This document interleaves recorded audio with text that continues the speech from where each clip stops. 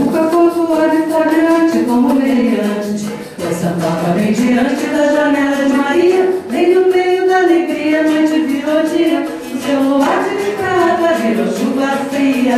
A sua serenata no contou Maria.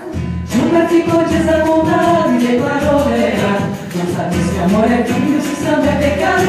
Em legítima defesa batucou assim na mesa. O delegado é bamba na delegacia, mas nunca fez samba, nunca viu Maria. O delegado é bamba na delegacia, mas nunca fez samba, nunca viu Maria. Nunca foi do ano e flagrante como um mediante, pois sentava bem diante da janela de Maria. Em no meio da alegria, noite virou dia. O seu luar de prata virou chuva fria. A sua serenata contou Maria. Nunca ficou desapontada e declarou delegado. Não sabe se amor é crime, se samba é pecado. Em legítima defesa não ficou assim na mesa. O delegado é bamba na delegacia, mas nunca fez samba, nunca viu Maria. O delegado é bamba na delegacia, mas nunca fez samba, nunca viu Maria.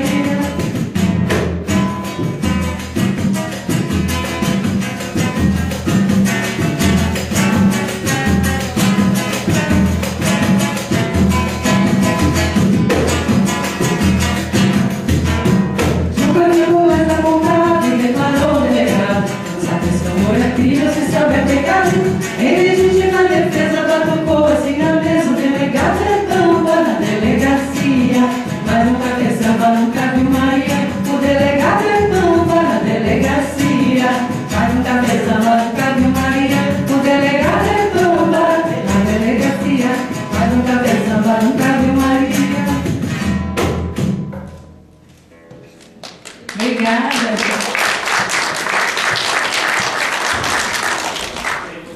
Vou começar agora pela Norma.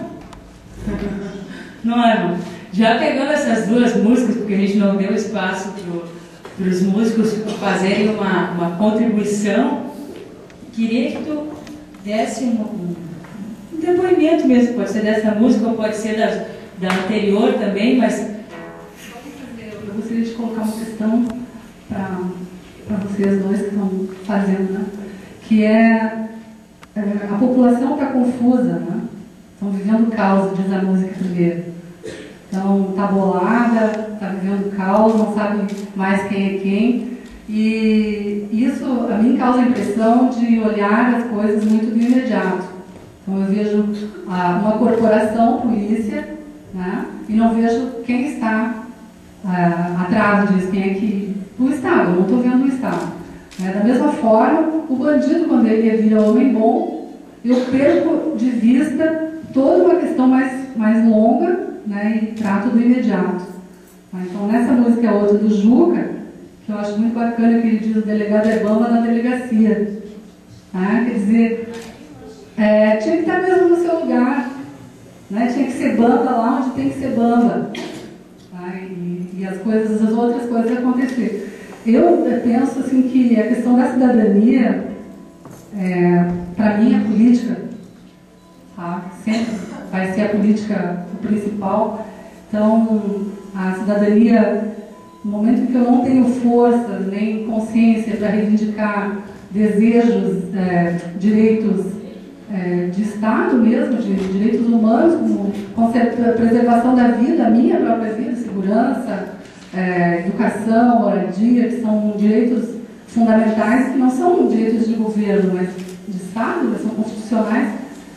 Eu penso que eu sempre faço essa figura de que a população, que é a cidadania, é como um jogo de futebol em que os times estão jogando, mas o goleiro não está, porque o goleiro, para mim, é a cidadania.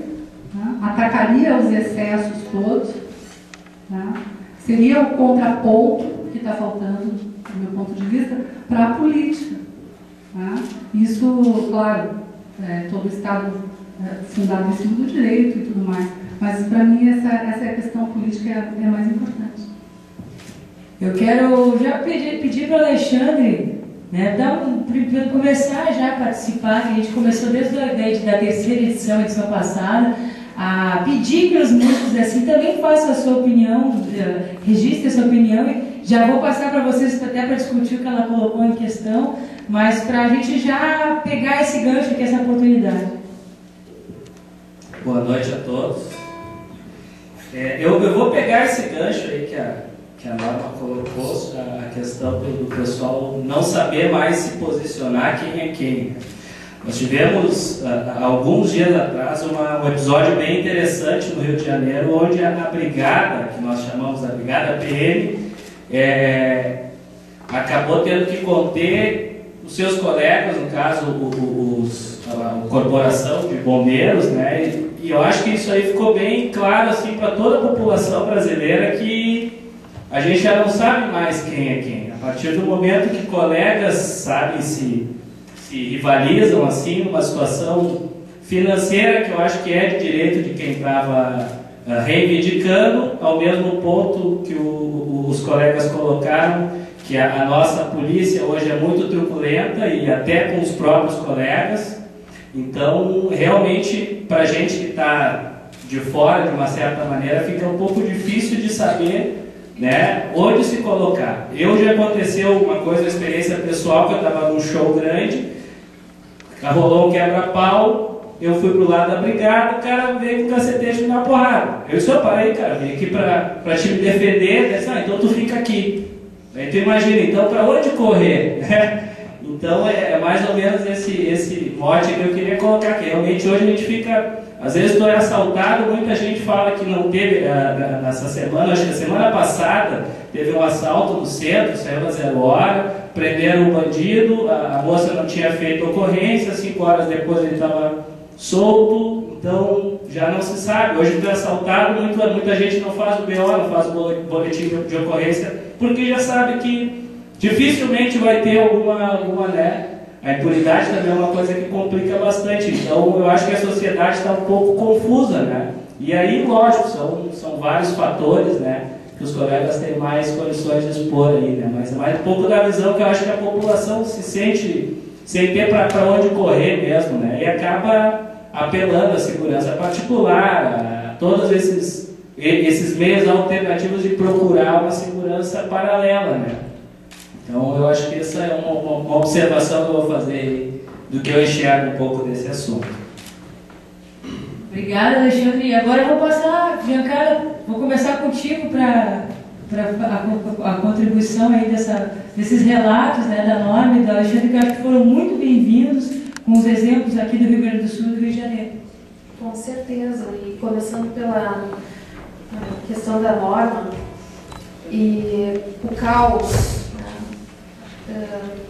Porque o caos, se a gente analisar uma perspectiva diferente daquilo que no senso comum, né, quando a gente fala o que é o caos, né, a total desordem, a bagunça generalizada, mas na verdade a gente olhar de uma outra maneira, né, até vamos evocar a própria teoria do caos, quer dizer, do imprevisível, porque viver isso, né? Eu não sei o que vai acontecer agora. Como ele falou, né? De repente estou no meio de uma correria.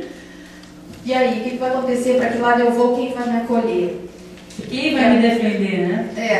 Quem vai me defender? E aí isso vai para os defensores de direitos humanos, inclusive, quando precisam ser defendidos. Quem defende os defensores de direitos humanos? Porque se o Estado, e a gente está aqui numa casa, o Estado, casa pública, casa do povo, né? Está cumprindo o seu papel. Eu acho fantástico isso, mas isso é exceção. No mundo que a gente está, no meio da educação, da cultura, da arte, aqui no Brasil, a gente tem um longo caminho a percorrer, porque, bem ao contrário do que deveria ser a função do Estado, como promotor e garantidor dos direitos fundamentais, dos direitos sociais, entre os quais a questão da segurança, entre todos os outros, né? Especificamente em função do tema, que é a questão da segurança. Mas este é o mesmo Estado que usa da força, do poder político, da arbitrariedade, dessa invisibilidade, dessa grande mão invisível, né, que por uma estrutura, enfim, por toda uma história, no nosso caso do Brasil, que é uma memória triste, recente, e que ainda está engavetada, né, há muito que tirar das gavetas, Estou me referindo à questão do período da ditadura militar e dos desaparecidos. É uma história mal contada, é uma história que não foi ainda levada mesmo ao conhecimento dos alunos nas escolas, né? Então, quer dizer, existe esse lado, quando a gente fala do caos, que é essa impressão que dá assim, sabe? Não tem o que fazer, não sabe para onde ir.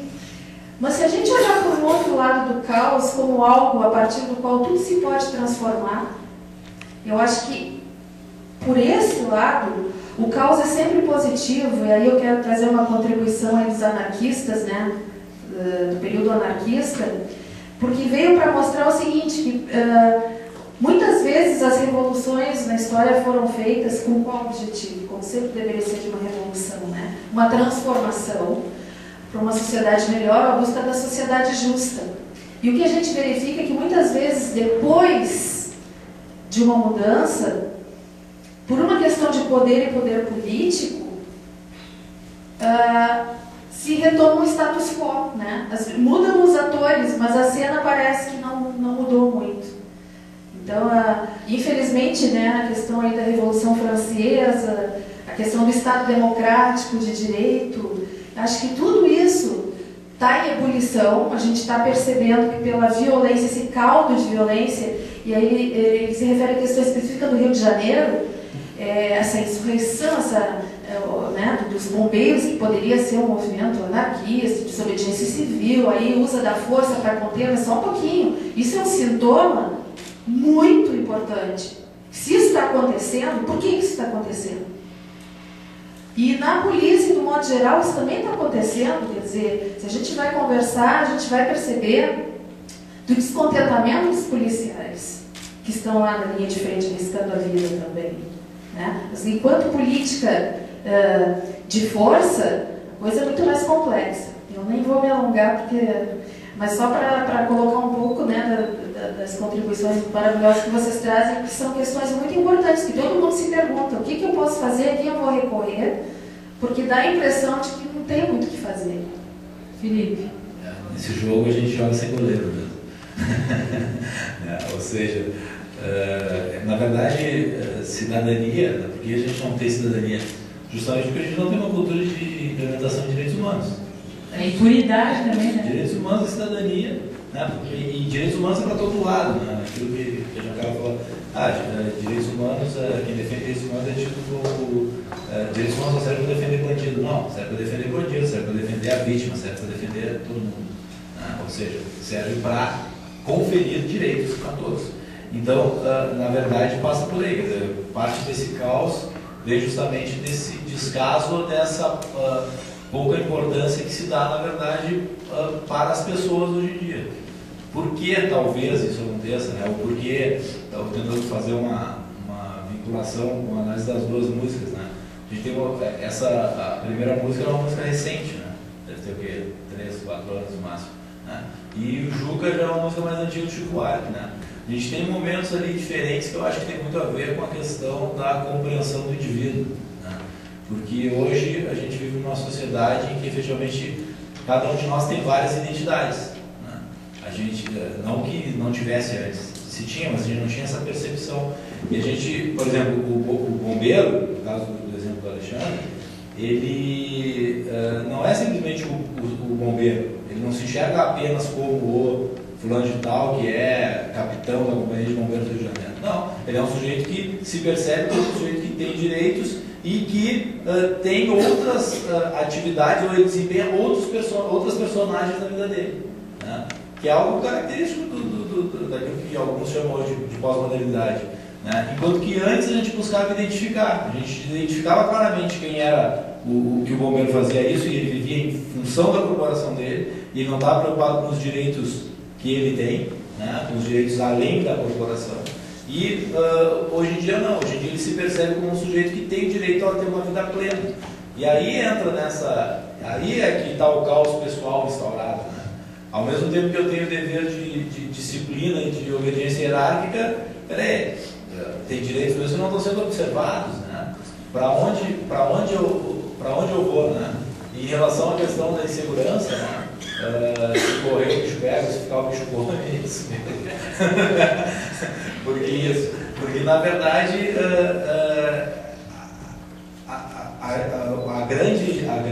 para mim, a grande dificuldade que se coloca é que as pessoas acabam ficando meio que dopadas, né? No momento em que não se reconhecem direitos a elas e elas mantêm uma posição de passividade e não se revoltam, como eu vou dizer nesse caso, né? E falo isso em relação por exemplo, ao indivíduo que é assaltado e não se revolta em relação a essa situação, né? Isso na verdade vai transformando a sociedade numa sociedade dopada. Descrente, né? Descrente. E consequentemente a gente vai ter essa ideia, impunidade, né? Pode ser impunidade. Eu não gosto desse termo, né? Eu acho que se fala muita coisa como se fosse impunidade. Mas por que, né? Porque na verdade a gente vai colocar a impunidade como uma grande culpada de tudo, como se tudo representasse impunidade. Então o sujeito é absolvido de um crime, ocorreu uma impunidade. Não aconteceu uma impunidade. Porque naquele caso efetivamente não se poderia atribuir aquela pena ou a condenação àquele sujeito. Na verdade, a gente não se preocupa em reconhecer direitos, mas sim se preocupa em punir, né? A nossa sociedade, que é para ser uma sociedade democrática, na verdade ela é uma sociedade punitiva. A gente quer sempre que alguém seja punido. Sofra alguma coisa. Ou porque praticou um fato criminoso, ou porque é um sujeito imoral, ou porque é um sujeito que tem dinheiro, ou porque é um sujeito que não trabalha. A gente acaba revivendo aquilo que na própria música do Juca fala aqui, que o sujeito é preso porque ele estava sambando na frente da casa da namorada de madrugada. O que é isso? Isso na verdade é o quê? Ou é perturbação de sossego, né? Contravenção, ou é por causa da vadiagem, que era criminalizada lá na ditadura Vargas e continua sendo, embora não se aplique mais. Então, isso é reflexo. Tu não tem autorização, né, da prefeitura? Exatamente, quer dizer, por que naquela época era importante isso, né? Por que o Getúlio Vargas criminalizou a vadiagem, a mendicância, né? Porque ele queria gente trabalhando.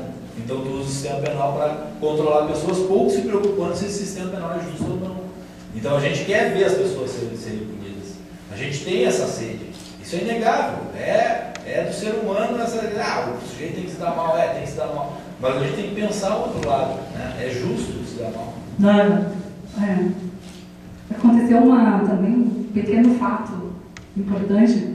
Eu vi um soldado da Brigada Militar que tirou a arma e fez dois homens que estavam, um estava bêbado, homens mendigos, estavam na rua, bem pertinho de onde eu trabalho, aqui dentro, e fez os dois que estavam com roupas tão ligadas no corpo que era absolutamente impossível ter qualquer coisa ali que fosse arma, mas no entanto ele se sentiu empoderado, assim, com uma arma na mão, apontando, jogou eles contra uma cerca, abriu as pernas, começou, né? E eu intervi porque me pareceu excesso aquilo, e era um excesso, eu me senti também atingida por esse poder.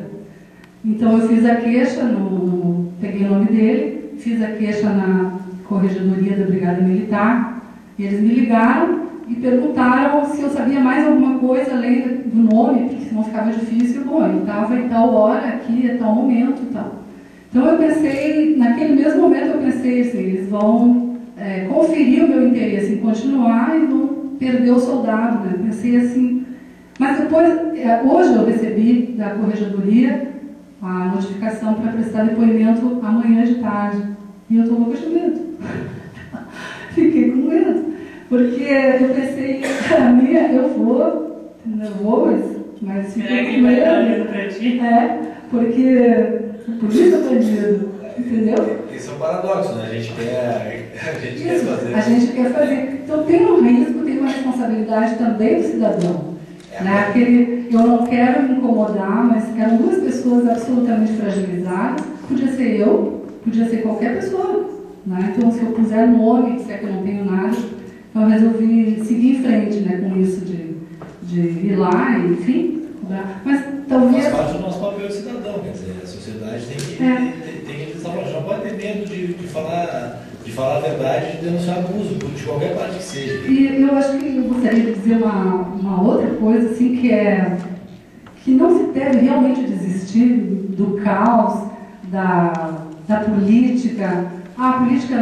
Político não vale nada, polícia também não vale nada, tá tudo errado, tá um caos, a gente não sabe mais nada. Olhando bem, a gente ainda sabe? Olhando bem, a gente sabe. E é extremamente importante, do meu ponto de vista, continuar fazendo política, apostando. Quanto mais nós virmos isso com seriedade, menos eles vão fazer, sabe? Eu acho que esse é, para mim, a grande jogada. Quanto mais sério eu levar esse jogo, mais direitinho eles vão jogar. Giancarla, e daí, antes de passar a palavra para Giancarla, Rafael, essa caixa aqui da ponta está sem retorno para os músicos. Está com retorno? Tá bom. Desculpa então, mas a gente precisa bombar. Então vou passar a Giancarla para tu dar a consideração e já vamos nos posicionar para fazer a última interpretação. Pois é, eu queria falar um pouquinho sobre que a Norma acabou de relatar, e com o gancho que o Felipe falou, dessa questão da sociedade dopada, né? E eu quero, assim, primeiro cumprimentar a Norma por ter feito o que fez, e é um ato de coragem numa sociedade de medo, que é uma sociedade que a gente vive. Acho que tem um pouco a ver com essa questão dos resquícios dos tempos ditatoriais, sabe? Daquela questão assim muito arbitrária, né? Como em toda a sociedade autoritária. Então, assim, nós estamos no berço da democracia. É um processo muito complicado. Se fala muito em democracia, né? Mas saber realmente o que é, como se viver no Estado democrático, é muito complicado, porque, como ela falou da questão do policial que tem uma arma como representante do seu poder, né? Naquele momento a arma fala mais do que qualquer palavra, mas existem outras formas de poder, também letais, pode ser uma caneta, um canetaço, né? Bem mais, inclusive. Em outros países invisíveis. A Constituição, né? Em outros países o cara mostra aqui. Então assim, qual é o nosso, quando eu falo nosso desafio, é o desafio de cada um mesmo. De cada um mesmo. Ou fica dopado, anestesiado, e aí tem um fato bem recente aí, né, do relatório, apontando, como a gente está no tema, né, da questão da legalização das drogas e o combate ao tráfico. Vamos deixar esse para... Tá, então para falar depois da sociedade dopada. Tá, porque a gente também quer abrir, a gente teve um pouquinho de dificuldade as outras vezes de abrir espaço para pergunta, então esse eu quero que a gente consiga ter um diálogo maior com vocês aí. Desarmar a polícia, ela falou, mas vamos falar disso depois. Vamos lá?